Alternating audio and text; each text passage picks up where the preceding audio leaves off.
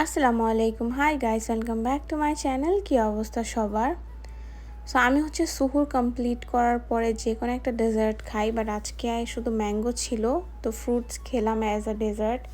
And then ফজরের আজান দিয়ে দিয়েছে, আমরা নামাজ কালাম পরে একদম আগের মতো আম্মু, আমি, আমার বোন গল্প করছিলাম, আর একটা স্টার আমরা বানানোর চেষ্টা করতেছিলাম।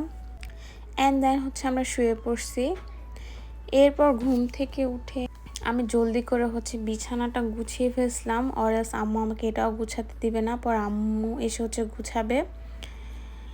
এরপর বেড গুছানোর পর আমি জানালাটা খুলে দিচ্ছিলাম, বিকজ মাগরিবের আগ পর্যন্ত খোলাই থাকে, যেন রুমে একটু ফ্রেশ বাতাস ঢুকে, বা লাগানো থাকলে অনেক সময় রুমটা স্মেলি হয়ে থাকে। এরপর আম্মু আজকে খাসির নলি রান্না করবে, দেন এই চালের রুটি বানাবে, আর একটু ভাজা পোড়া আইটেম করবে। এখানে খাসির মাংস অলরেডি বসাই দিছে, আর যেহেতু ভাজা পোড়া করবে এর জন্য আমি একটু পেঁয়াজ, কাঁচামরিচ, ধনে পাতা আম্মুকে কেটে দিচ্ছিলাম, একটু হেল্প করছিলাম আর কি, যেন একটু আম্মুর আসান হয় আর কি।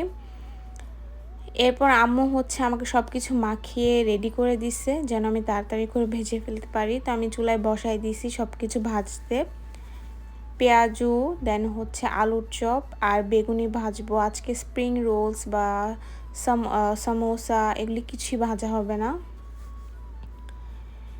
এগুলি ভাজার পর আম্মু চালের রুটি বানাচ্ছিল।